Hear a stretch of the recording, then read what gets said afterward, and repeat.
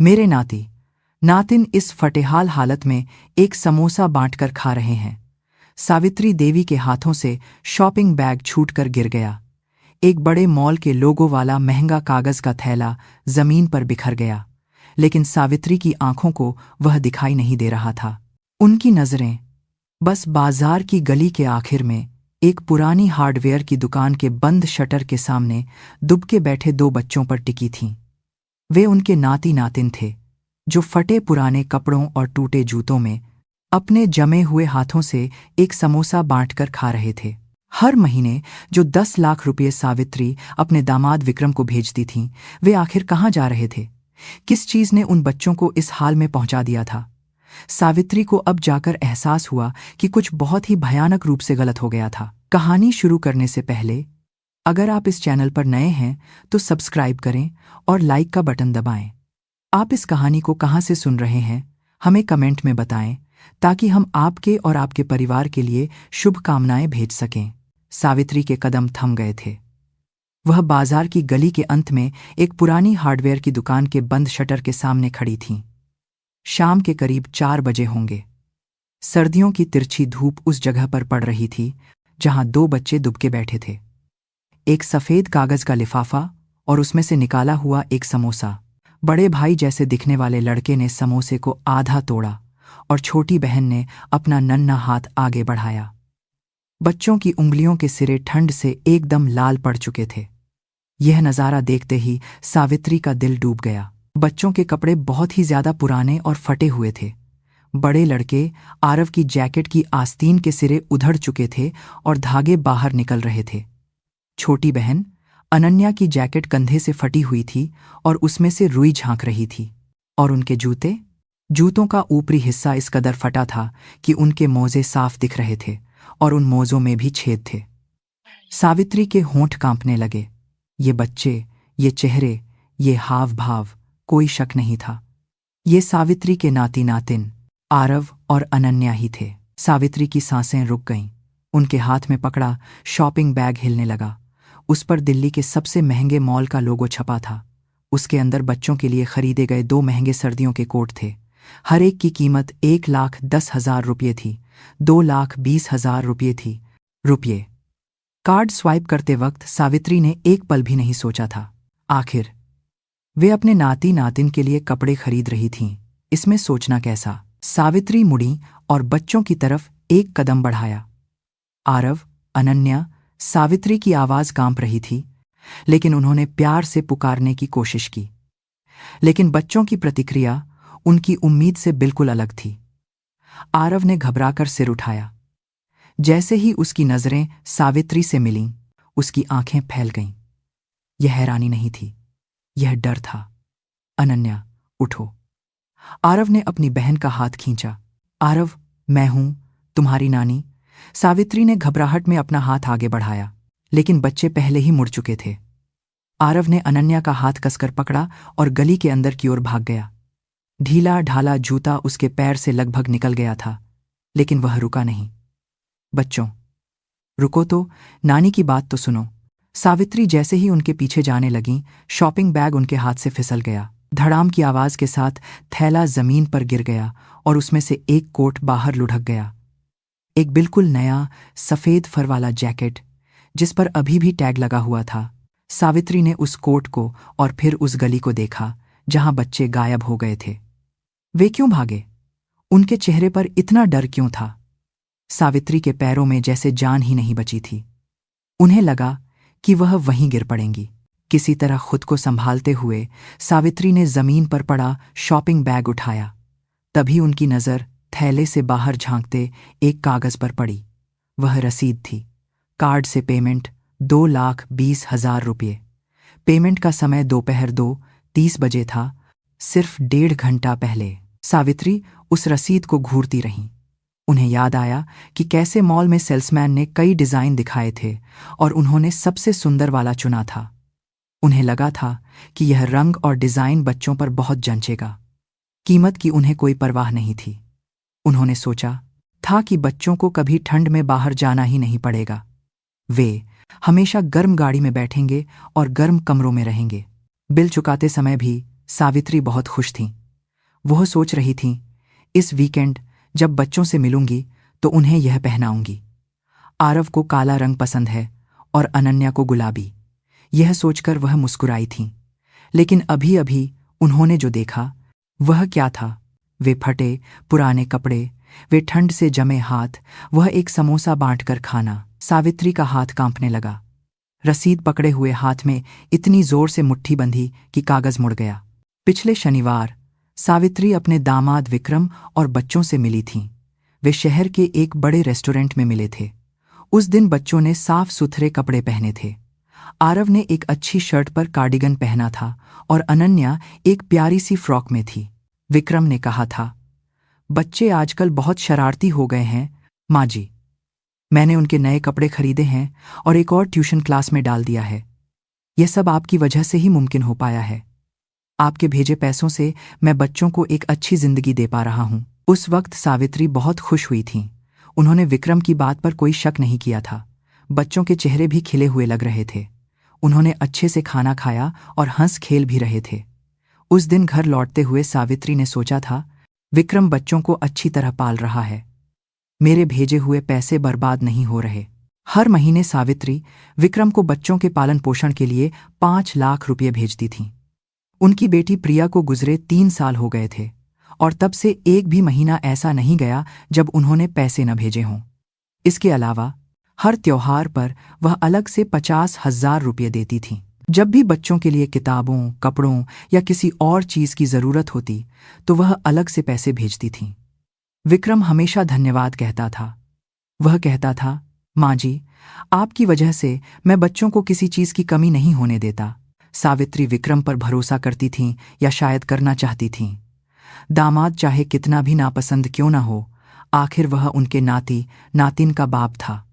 वह उनकी बेटी का चुना हुआ इंसान था और बच्चों के लिए विक्रम के सिवा कोई और नहीं था। इसीलिए सावित्री को लगता था कि उन्हें विक्रम का साथ देना चाहिए। लेकिन अभी जो उन्होंने देखा वह क्या था?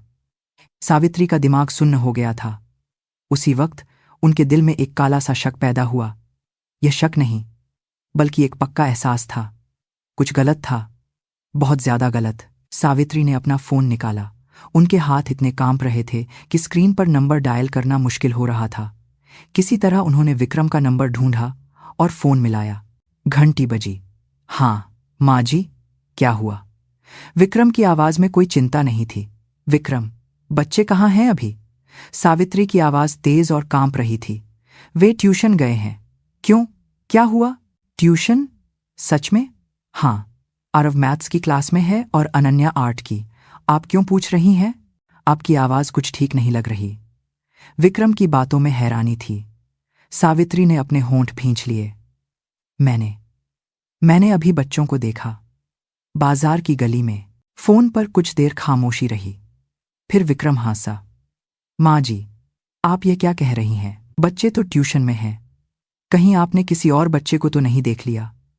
नहीं, वे आरव और अनन्या ही थे। मैं अपने नाती नातिन को नहीं पहचानूंगी क्या?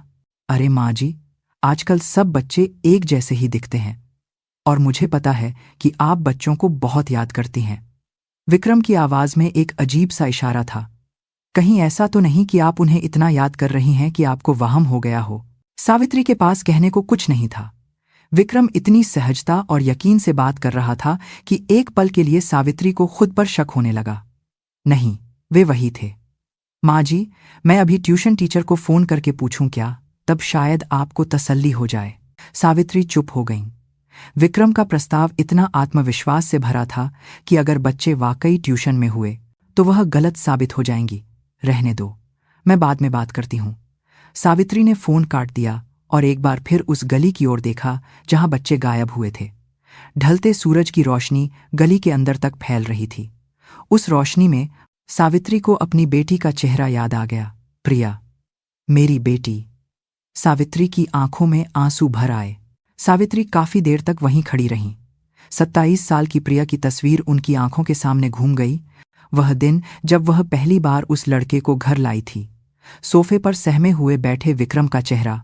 सावित्री ने उसे देखते ही समझ लिया था कि यह लड़का सही नहीं है। विक्रम ने जो सूट पहना था वह सस्ता और रेडीमेड था और उसके जूतों की एड़ियां घिसी हुई थीं। उसकी कलाई पर बंधी घड़ी भी किसी अनजाने ब्रांड की थी।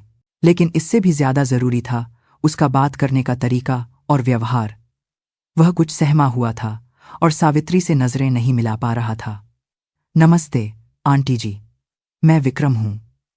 जब विक्रम ने सिर झुकाकर नमस्ते किया तो सावित्री ने सिर्फ हल्का सा सिर हिलाया। उस शाम विक्रम के जाने के बाद सावित्री ने अपनी बेटी को बुलाया। प्रिया, यह लड़का तुम्हें कहाँ मिला? ऑफिस में सीनियर है। सावित्री ने गहरी सांस ली। मैंने तुमसे कहा था ना कि ऐसी छोटी मोटी कंपनी में काम मत करो, मेरी कंपनी में आओ। प्रिया ने अपने होंठ भींच लिए। माँ, मैंने कहा था ना, मैं आपकी मदद के बिना अपने दम पर कुछ करना चाहती हूँ। उसका परिवार कैसा है? बेटी ने एक पल के लिए होंठ भींचे। साधारण है। साधारण मतलब? उसके माता पिता क्या करते हैं? पिताजी नहीं रहे। माँ एक छोटा सा ढाबा चलाती हैं। सावित्री की त्योरियां चढ़ गईं। और पढ़ाई? एक छोटे शहर के सरकारी कॉलेज से ग्रेजुएशन किया है। सावित्री ने एक ठंडी सांस भरी। उनकी बेटी ने दिल्ली के एक बड़े प्राइवेट कॉलेज से पढ़ाई की थी और मास्टर्स भी किया था। उस हिसाब से विक्रम जैसा लड़का उसकी बेटी के लायक नहीं था। प्रिया, माँ की बात सुनो। वह लड़का तुम्हारे लिए ठीक नहीं है। क्यों? क्यों? क्या वह तुम्हारे स्तर का नहीं है? लेकिन मुझे लगता है कि है। बेटी की आवाज में जिद थी। सावित्री अपनी बेटी के इस अंदाज को पहचानती थी। तुम इकलौती बेटी हो। यह सारी जायदाद तुम्हारी है। मैंने तुम्हें कितनी अच्छी परवरिश दी है, फिर तुम ऐसा लड़का क्यों चुन रही हो? माँ, मैं उससे प्यार करती हूं। प्यार ही सब कुछ नहीं होता, मेरे लिए है। सावित्री आगे कुछ नहीं कह सकी। बेटी की आंखों में बहुत मिन्नत थी।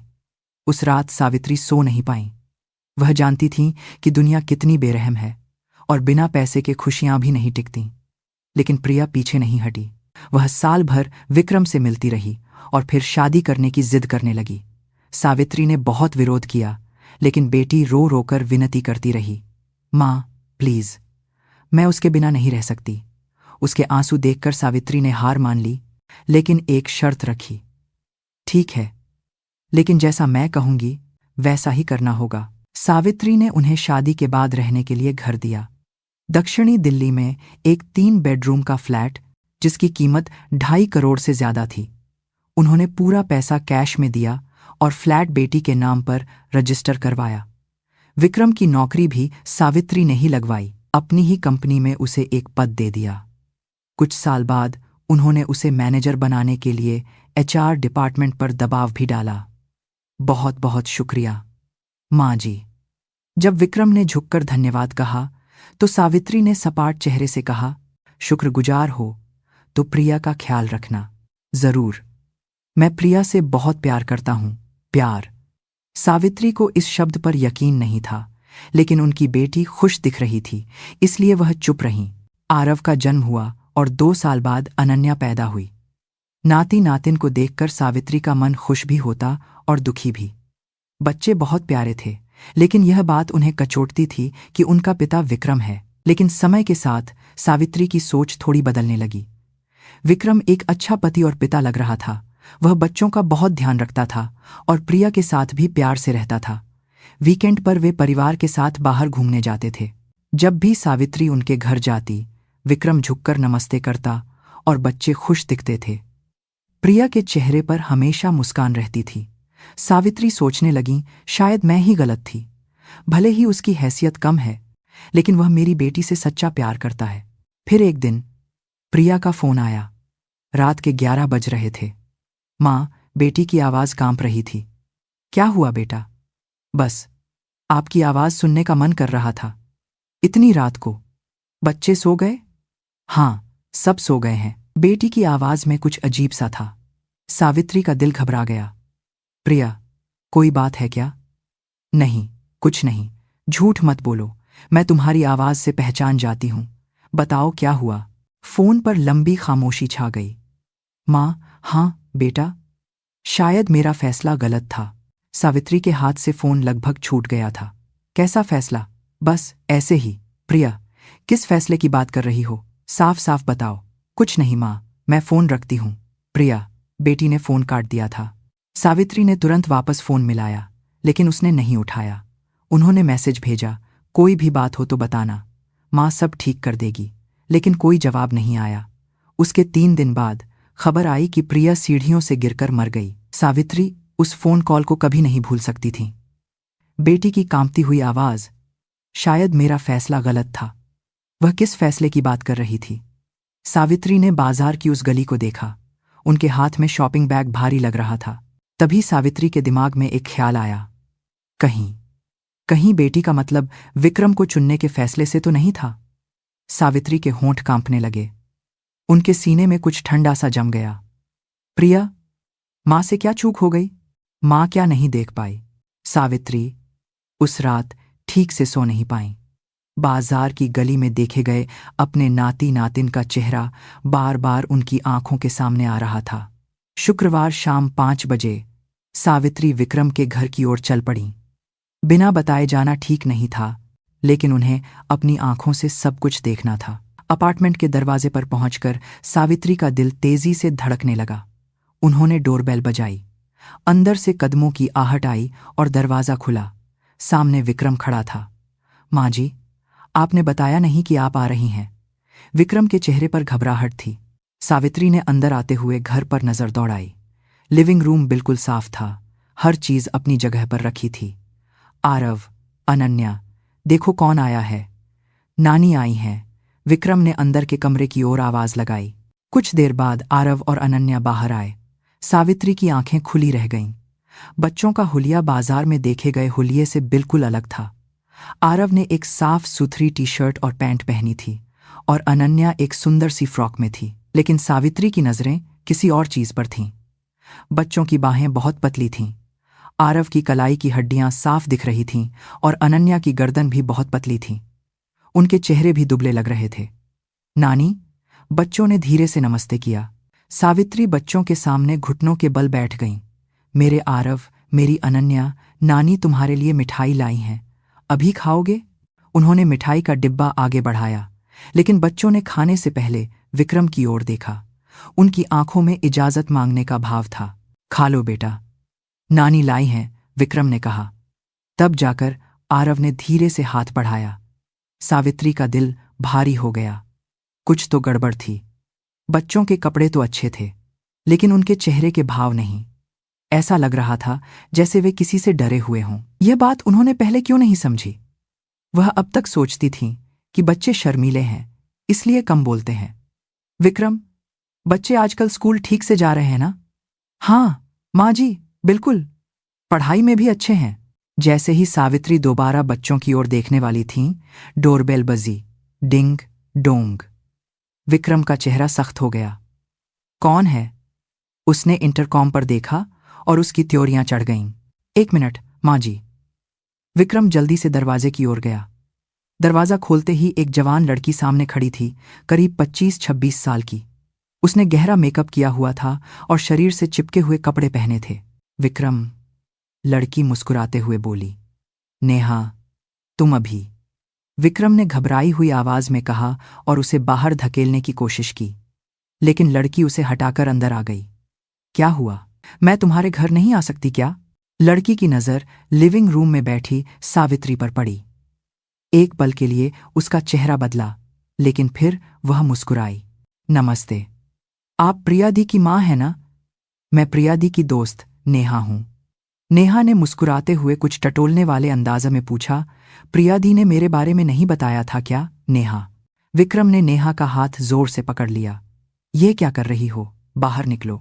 विक्रम, छोड़ो, दर्द हो रहा है। नेहा ने हाथ छुड़ाने की कोशिश की, लेकिन विक्रम ने और कसकर पकड़ लिया और उसे जबरदस्ती दरवाजे की ओर खींचने लगा। बाहर निकलो। विक्रम ने नेहा को बाहर धकेल दिया और दरवाजा ख्वांग से बंद कर दिया। विक्रम घबराकर सावित्री की ओर मुड़ा। माँ जी, माफ कीजिए, यह मेरे ऑफिस में काम करती है। काम को लेकर कुछ बहस हो गई थी, इसलिए घर तक चली आई। विक्रम ने अजीब तरह से मुस्कुराने की कोशिश की। सावित्री ने कुछ नहीं कहा, बस उसे घूरती रहीं। विक्रम के माथे पर पसीने की बूंदें आ गईं। लगता है तुम व्यस्त हो, मैं चलती हूं। सावित्री ने अपना बैग उठाया। इतनी जल्दी? नहीं, मुझे भी एक जरूरी काम याद आ गया। लिफ्ट से नीचे आते हुए सावित्री का दिमाग घूम रहा था। महंगे कपड़ों में बच्चे, लेकिन उदास चेहरे। अचानक आई वह लड़की जो खुद को प्रिया की दोस्त बता रही थी। घबराया हुआ विक्रम। सब कुछ अजीब था। पार्किंग में जाते हुए सावित्री ने अपना फोन निकाला और कॉन्टैक्ट लिस्ट में एक नाम पर उंगली रोकी। राजेश कुमार।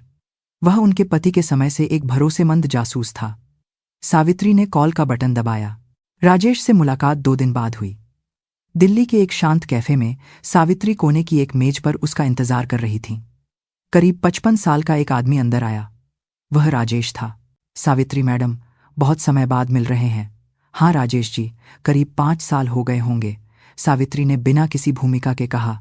मेरे दामाद की जासूसी करनी है, विक्रम। राजेश की भौहें थोड़ी उठीं। आप क्या जानना चाहती हैं? वह आजकल क्या करता है, किससे मिलता है?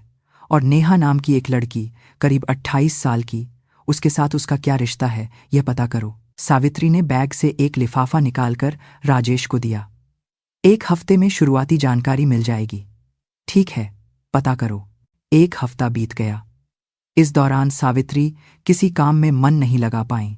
हर रात एक ही ख्याल आता, क्या बाजार में देखे गए बच्चे सच में मेरे नाती नातिन नहीं थे? सावित्री ऐसा ही सोचना चाहती थी। राजेश का फोन आया। मैडम, आपसे मिलना है। उसकी आवाज भारी थी। वे उसी कैफे में दोबारा मिले। राजेश ने जो फाइलों का बंडल निकाला वह काफी मोटा था। सावित्री का हाथ कांपने लगा। कहना थोड़ा मुश्किल है, लेकिन विक्रम और नेहा का रिश्ता है। सावित्री ने गहरी सांस ली। उन्हें इसका अंदाजा था। कब से?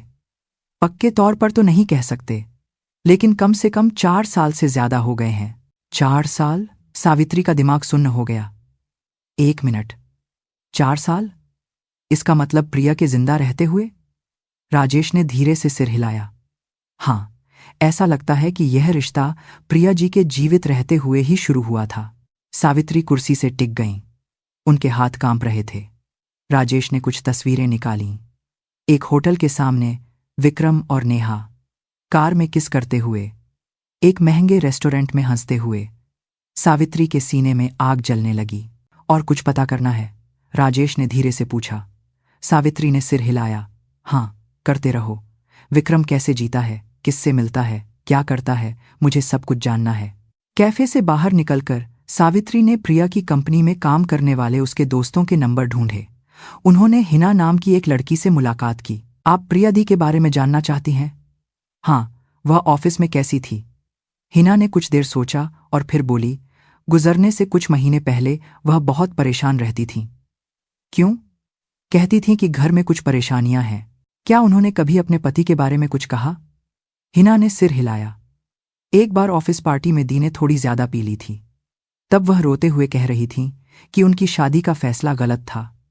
उन्हें अपनी मां की बात मान लेनी चाहिए थी। सावित्री की आंखों में आंसू आ गए। उन्होंने प्रिया के और दोस्तों से भी बात की। सबने एक जैसी ही बातें बताईं। प्रिया परेशान रहती थी और कहती थी कि वह अपने पति से निराश है। सावित्री सब कुछ नोट करती रहीं। सावित्री हर रात अपनी बेटी की आखिरी फोन कॉल को याद करती। मां, शायद मेरा फैसला गलत था। क्या उनकी बेटी जानती थी कि उसका पति उसे धोखा दे रहा है? सावित्री की मुट्ठियां भिंच गईं। उन्हें यह जानना था।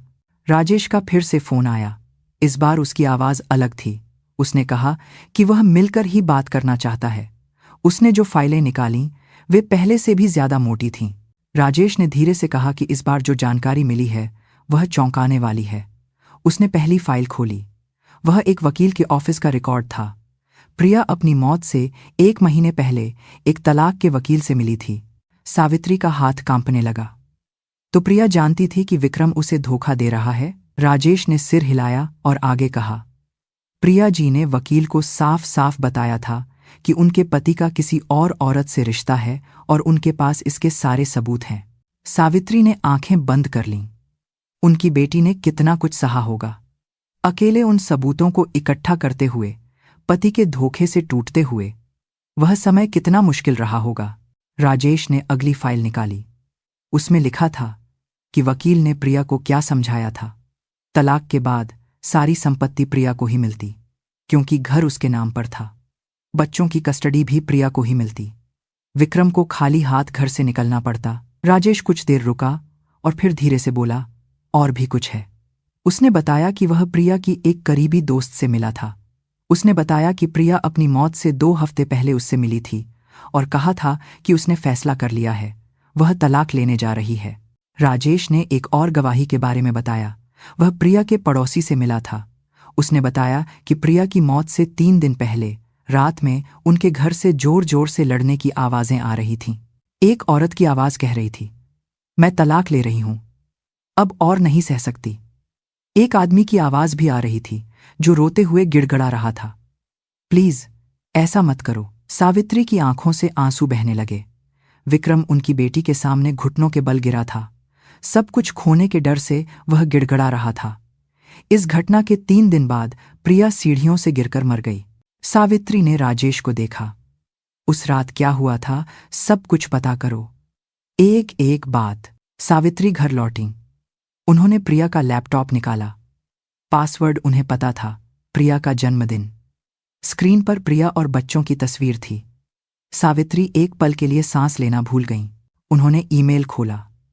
वकील के साथ हुए सारे ईमेल वहीं थे। फिर उनकी नज़र एक फोल्डर पर पड़ी। नाम था सबूत। सावित्री ने कांपते हुए उस फोल्डर को खोला। उसमें विक्रम और नेहा की तस्वीरें भरी पड़ी थीं। फाइलों की तारीखें 2 साल पुरानी थीं। प्रिया 2 साल से यह सब जानती थी और वह सहती रही। सावित्री ने अगला फोल्डर खोला। नाम था डायरी। तारीखों के हिसाब से फाइलें बनी हुई थीं। सावित्री ने सबसे आखिरी फाइल खोली। उसमें प्रिया ने लिखा था, अब और नहीं सहा जाता, मैं बच्चों को ऐसा बाप नहीं दे सकती, मैंने फैसला कर लिया है। सावित्री लैपटॉप की स्क्रीन को घूरती रहीं। बेटी का एक एक शब्द उनके दिल में चुभ रहा था। वह सिसक सिसक कर रोने लगी। प्रिया, मुझे माफ कर देना, मैं जान नहीं पाई, तुम इतनी तकलीफ में थी और मां को पता ही नहीं चला। कुछ देर रोने के बाद सावित्री ने धीरे से सिर उठाया और आंसू पोंछे। अब रोने का वक्त नहीं था, अब सच जानने का वक्त था। उन्होंने पूरी रात जागकर सब कुछ पढ़ा। सुबह होते होते सावित्री ने आखिरी फाइल बंद की। उनकी आंखें सूज गई थीं, लेकिन उनका दिमाग पहले से ज्यादा साफ था। अब असली जांच शुरू करने का वक्त था। उस रात क्या हुआ था, यह उन्हें जानना ही था। सावित्री अपने नाती नातिन से मिलना चाहती थीं। उन्हें आरव और अनन्या की चिंता थी। बाजार की गली का वह मंजर उनकी आंखों से ओझल नहीं हो रहा था। बच्चे ठीक से खा रहे हैं या नहीं, यह वह अपनी आंखों से देखना चाहती थीं। सावित्री ने विक्रम को फोन किया। उन्होंने कहा कि वीकेंड पर बच्चों को लेकर बाहर आए, साथ में खाना खाएंगे। विक्रम तुरंत मान गया। शनिवार दोपहर 12 बजे सावित्री रेस्टोरेंट में इंतजार कर रही थी। विक्रम बच्चों के साथ आया। आरव और अनन्या ने साफ सुथरे कपड़े पहने थे, लेकिन सावित्री को सबसे पहले बच्चों के दुबले चेहरे दिखे। मेरे आरव, मेरी अनन्या, नानी को याद किया? इधर आओ। बच्चे धीरे धीरे पास आए। सावित्री ने उन्हें गले लगा लिया। बच्चों का शरीर बहुत हल्का था, जैसे सिर्फ हड्डियां हों। सावित्री का दिल भर आया। खाना आया। सावित्री ने बच्चों की प्लेट में ढेर सारा खाना डाला। बच्चों ने धीरे धीरे कांटा उठाया, लेकिन वे बार बार विक्रम की ओर देख रहे थे, जैसे पूछ रहे हों कि खा सकते हैं या नहीं। खा लो बेटा, विक्रम ने कहा। तब जाकर बच्चों ने खाना शुरू किया। यह देखकर सावित्री का मन दुखी हो गया। बच्चे अपने बाप से इतना क्यों डर रहे थे? विक्रम, मैं बच्चों के साथ थोड़ी देर टहलने जा रही हूं, खाने के बाद सावित्री ने कहा। टहलने? विक्रम के चेहरे पर घबराहट दिखी। हाँ, पास में पार्क है ना, वहीं जा रही हूं। मैं भी चलता हूं, तुम यहीं कॉफी पियो, मुझे नाती नातिन से अकेले में कुछ बात करनी है। सावित्री की आवाज में सख्ती थी। आखिरकार चारों पार्क में टहलने लगे। विक्रम सावित्री और बच्चों के बीच में चल रहा था, एक कदम भी दूर नहीं हो रहा था। विक्रम, मैं बच्चों से पूछ रही हूं, जवाब तुम क्यों दे रहे हो? उनकी आवाज ठंडी थी। मैंने कहा ना, मुझे बच्चों से बात करनी है, तुम उस बेंच पर बैठो, सावित्री ने सख्ती से कहा। विक्रम का चेहरा उतर गया। विक्रम बेंच की ओर चला गया, लेकिन उसकी नजरें सावित्री और बच्चों पर ही थीं। सावित्री बच्चों को लेकर थोड़ी दूर चली गईं। आरव, सिर्फ नानी को बताना। तुम्हें कोई परेशानी तो नहीं है? आरव ने सावित्री को देखा।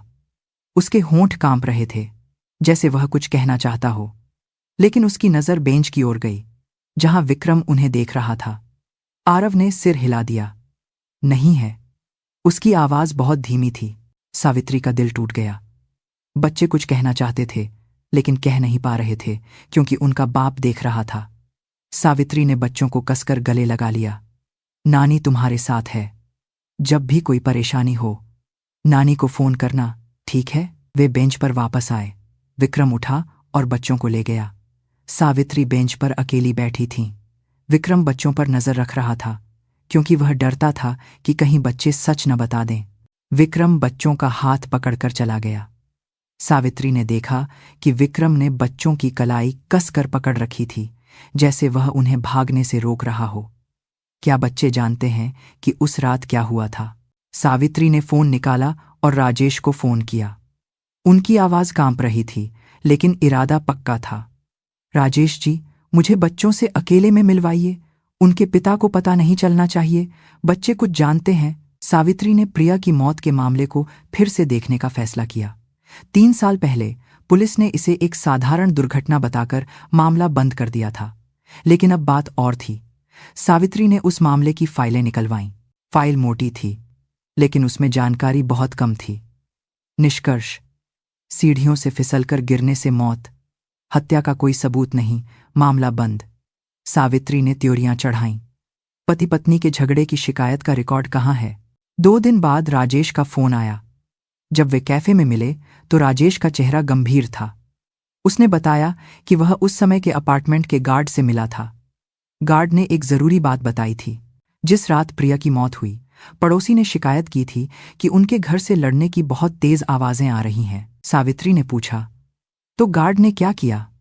राजेश ने जवाब दिया, गार्ड उस फ्लोर पर गया। जैसे ही वह लिफ्ट से बाहर निकला, उसे एक औरत की चीख सुनाई दी और फिर धड़ाम की आवाज आई। सावित्री का दिल बैठ गया। गार्ड तेजी से सीढ़ियों की ओर भागा। वहां उसने विक्रम को सीढ़ियों से ऊपर आते देखा। उसका चेहरा पीला पड़ा हुआ था। गार्ड ने पूछा कि क्या हुआ, तो विक्रम ने कहा कि कुछ नहीं, बस पति पत्नी का झगड़ा हुआ। करीब 20 मिनट बाद विक्रम नीचे गार्ड रूम में आया और कहा कि उसकी पत्नी सीढ़ियों से गिर गई है, जल्दी एम्बुलेंस बुलाओ। सावित्री ने सांस रोक ली। 20 मिनट? चीख सुनने के 20 मिनट बाद उसने मदद के लिए बुलाया? राजेश ने सिर हिलाया और कहा, इतना ही नहीं, अगले दिन सीढ़ियां अजीब तरह से गीली और फिसलन भरी थीं। सावित्री के होंठ कांपने लगे। राजेश ने धीरे से कहा कि उसने गार्ड और सफाई वाली महिला दोनों से पूछा कि क्या उन्होंने यह बात पुलिस को बताई थी। दोनों ने कहा कि उन्होंने बताई थी, लेकिन केस फाइल में इसका कोई जिक्र नहीं था। उस समय का इंचार्ज ऑफिसर कौन था? राजेश ने नाम बताया, इंस्पेक्टर सिंह, लेकिन वह 1 साल पहले ही नौकरी छोड़ चुका था, भ्रष्टाचार के आरोप में। सावित्री का दिमाग घूम गया। एक भ्रष्ट ऑफिसर ने प्रिया का केस हैंडल किया था। राजेश ने कहा कि प्रिया की मौत के तुरंत बाद इंस्पेक्टर सिंह के खाते में 50 लाख रुपये जमा हुए थे, कैश में। सावित्री अपनी जगह से उछल पड़ी। तो उसने पैसे लेकर मामला रफा दफा कर दिया। पक्के तौर पर नहीं कह सकते, लेकिन हालात तो यही इशारा कर रहे हैं। सावित्री वापस बैठ गईं और अपना चेहरा हाथों में छुपा लिया। विक्रम ने ऑफिसर को पैसे दिए थे ताकि मामला जल्दी बंद हो जाए। उसने ऐसा क्यों किया होगा? क्योंकि उसके पास छिपाने के लिए कुछ था। सावित्री ने आंसू पोंछे और राजेश को देखा। इंस्पेक्टर सिंह को ढूंढो, मैं उसके मुंह से सच सुनना चाहती हूं। सावित्री कैफे से निकलकर अपनी कार में बैठ गईं। सब कुछ साफ हो रहा था। प्रिया ने तलाक मांगा था। विक्रम सब कुछ खोने वाला था। उस रात उनका बड़ा झगड़ा हुआ। ऑफिसर ने 50 लाख रुपये लिए और मामला बंद कर दिया। सावित्री की मुट्ठियां भिंच गईं। उनकी बेटी मरी नहीं थी, उसे मारा गया था। प्रिया, मां को अब पता चला। तुम कितनी डरी हुई होगी। मां को देर हो गई, लेकिन अब मां को पता चल गया है। कुछ दिनों बाद सावित्री ने गलती से विक्रम का सोशल मीडिया अकाउंट देख लिया। एक तस्वीर पोस्ट की गई थी जिसमें आरव और अनन्या खिलखिलाकर हंस रहे थे। वे किसी एम्यूजमेंट पार्क में लग रहे थे। नीचे लिखा था, मेरे बच्चों के साथ वीकेंड। माँ के बिना मुश्किल है, लेकिन पापा और मेहनत करेंगे। सावित्री स्क्रीन को घूरती रहीं। बच्चों के हंसते चेहरे, खुशहाल माहौल और प्यार भरे शब्द। क्या मैं गलत सोच रही हूं? हो सकता है विक्रम सच में एक अच्छा पिता हो। प्रिया की मौत सच में एक हादसा हो सकती है। सावित्री को बेचैनी हो रही थी। सावित्री ने आंखें बंद कर लीं। बेटी का मुस्कुराता हुआ चेहरा याद आया और फिर उस आखिरी फोन कॉल की कांपती आवाज। शायद मेरा फैसला गलत था। सावित्री ने आंखें खोलीं। अगले दिन ऑफिस में भी उनका मन नहीं लगा। उन्होंने फोन निकाला और फिर से विक्रम की तस्वीर देखी। उन्होंने जूम करके बच्चों के चेहरे को ध्यान से देखा। वे हंस रहे थे, लेकिन उनकी हंसी असली नहीं लग रही थी। तभी फोन बजा। राजेश था। मैडम, अभी बात कर सकती हैं? हाँ, बोलो। कल रात मैंने विक्रम का पीछा किया था। रात 11 बजे विक्रम घर से निकला, अकेला। और बच्चे? लगता है उन्हें घर में अकेला छोड़कर गया था। सावित्री का हाथ कांपने लगा। राजेश ने आगे कहा, वह गाड़ी चलाकर दिल्ली के एक पॉश अपार्टमेंट में गया। वह नेहा का घर था। विक्रम अंदर गया और सुबह 2 बजे के बाद बाहर निकला। सावित्री ने सांस रोक ली। आरव और अनन्या को घर में अकेला छोड़कर? हाँ। फोन कटने के कुछ देर बाद सावित्री के फोन पर तस्वीरें आईं। रात में विक्रम और नेहा अपार्टमेंट से निकलते हुए। नेहा विक्रम के हाथ में हाथ डाले हंस रही थी। सावित्री ने हर तस्वीर को जूम करके देखा। वह बच्चों के साथ वाली तस्वीर से ज्यादा खुश लग रहा था। सावित्री ने फोन नीचे रख दिया। उनके हाथ कांप रहे थे। 9 और 7 साल के बच्चों को रात में अकेला छोड़कर वह किसी और औरत से मिलने गया था। सावित्री ने फिर से विक्रम की सोशल मीडिया वाली तस्वीर देखी। खुशहाल परिवार, अच्छा पिता, प्यार भरे शब्द। सब झूठ था। एक दिखावा था। लोगों को दिखाने के लिए एक नकाब था। सावित्री के सीने में आग उबलने लगी। गुस्सा, और गुस्से से भी ज्यादा नफरत। सावित्री अपनी जगह से उठीं और वॉशरूम में गईं। उन्होंने ठंडे पानी से अपना मुंह धोया। आईने में उनका भीगा हुआ चेहरा दिखा। आंखें लाल थीं। सावित्री ने आईने में खुद को देखा। मैं गलत नहीं सोच रही। विक्रम एक बहुत बुरा इंसान था। उसने बेटी को धोखा दिया, बच्चों को अकेला छोड़ा और झूठ की जिंदगी जी रहा था। और शायद उसने उनकी बेटी को मारा भी था। सावित्री ऑफिस लौटी और राजेश को फोन किया। राजेश जी, इंस्पेक्टर सिंह को ढूंढने में तेजी लाइए और विक्रम पर और कड़ी नजर रखिए। ठीक है। और एक बात, सावित्री की आवाज़ ठंडी हो गई थी। बच्चों की सुरक्षा का कोई इंतजाम कीजिए। राजेश कुछ देर चुप रहा, फिर धीरे से पूछा, मैडम, आप क्या करने की सोच रही हैं? सच सामने लाने की, चाहे कुछ भी हो जाए। सावित्री ने फोन काट दिया। लड़ाई अब शुरू हुई थी। राजेश का अर्जेंट फोन आया। मैडम, हमें तुरंत मिलना होगा। 1 घंटे बाद वे एक शांत कैफे में बैठे थे। राजेश ने एक छोटा सा रिकॉर्डर निकाला। कल शाम विक्रम और नेहा मिले थे। मैंने विक्रम की कार में एक रिकॉर्डिंग डिवाइस लगा दी थी। राजेश ने प्ले बटन दबाया। नेहा की आवाज आई, विक्रम, तुम आजकल इतने बदले क्यों हो? विक्रम की आवाज आई, व्यस्त था। बच्चे, तुम तो कभी उनकी परवाह नहीं करते थे। नेहा ने ताना मारा। हालात बदल गए हैं। क्या बदल गया है? विक्रम ने गहरी सांस ली। उस दिन माँ जी ने बच्चों को बाजार में समोसा खाते देख लिया। तब से वह शक कर रही हैं। नेहा हंसी। तो अब तुम अच्छे पापा होने का नाटक कर रहे हो? अगर दोबारा पकड़ा गया तो सब खत्म हो जाएगा। पैसों का जो जरिया है वह बंद हो जाएगा। हाँ, हमारा कीमती जरिया। उसे संभाल कर तो रखना ही पड़ेगा। जब तक बच्चे मेरे पास हैं, तभी माँ जी के मरने के बाद उनकी सारी जायदाद मुझे मिलेगी। सावित्री की सांसें रुक गईं। उनके हाथ कांप रहे थे। तो उन बच्चों की वजह से तुम मुझे नजरअंदाज कर रहे हो? नहीं, झूठ मत बोलो। तुम किसी और से मिल रहे हो। नेहा, प्लीज, अभी यह सब मत करो। विक्रम, मुझे हल्के में मत लेना। उस रात को याद करो। नेहा की आवाज धीमी हो गई। सावित्री के रोंगटे खड़े हो गए। जिस रात प्रिया दी मरी थी, तुमने मुझे फोन किया था, याद है? कार में खामोशी छा गई। नेहा, विक्रम की आवाज कांप रही थी। उस रात तुमने रोते हुए फोन किया था। कह रहे थे कि सब खत्म हो गया। अब क्या होगा? बंद करो यह सब। क्यों? याद नहीं करना चाहते? वह फोन कॉल की रिकॉर्डिंग अभी भी मेरे पास है। नेहा की आवाज में धमकी थी। तुम मुझे ब्लैकमेल कर रही हो? ब्लैकमेल नहीं, बस तुम्हें याद दिला रही हूं। नेहा, उस रिकॉर्डिंग को डिलीट कर दो। नहीं करूंगी। यह सिर्फ एक इंश्योरेंस है। अगर तुमने मुझे छोड़ा तो मैं इसका इस्तेमाल करूंगी। पागल हो गई हो? मेरे साथ अच्छे से रहो, समझे? रिकॉर्डिंग खत्म हो गई। सावित्री रिकॉर्डर को घूरती रही। और है? हाँ, थोड़ा और है। राजेश ने फिर से प्ले किया। विक्रम की थकी हुई आवाज आई। ठीक है। वैसे मेरे पैसे खत्म हो गए हैं। इस महीने का खर्चा अभी तक नहीं दिया। इस महीने मुश्किल है। माँ जी ने पैसे नहीं भेजे। क्यों? शायद व्यस्त होंगी। तो अपने पैसों से दो। मेरे पास कहाँ पैसे हैं? यह मेरी समस्या नहीं है। कहीं से भी लाओ। सावित्री कुर्सी से टिक गईं। राजेश ने धीरे से कहा, मैडम, यह रिकॉर्डिंग सीधा सबूत नहीं बन सकती। हमें वह फाइल चाहिए जो नेहा के पास है। वह कैसे मिलेगी? हमें सौदा करना पड़ सकता है। नेहा के साथ सौदा? उस लड़की के साथ जो उनकी बेटी की मौत का सच जानते हुए भी चुप रही? लेकिन कोई और रास्ता नहीं था। नेहा से मेरी मुलाकात करवाओ, सावित्री ने कहा। आप खुद मिलेंगी? हाँ, मुझे खुद बात करनी होगी। सावित्री कैफे से निकली। नेहा से मिलने की तैयारी करनी थी। वह रिकॉर्डिंग उन्हें चाहिए थी। राजेश ने नेहा से मुलाकात तय करवाई। 2 दिन बाद सावित्री दिल्ली के एक 5 स्टार होटल के लाउंज में नेहा से मिली। नेहा महंगे कपड़ों में आई थी। उसे देखकर सावित्री के सीने में गुस्सा उबल रहा था। आंटी जी, आपसे मिलकर अच्छा लगा, नेहा ने मुस्कुराते हुए कहा। बैठो, सावित्री ने ठंडा जवाब दिया।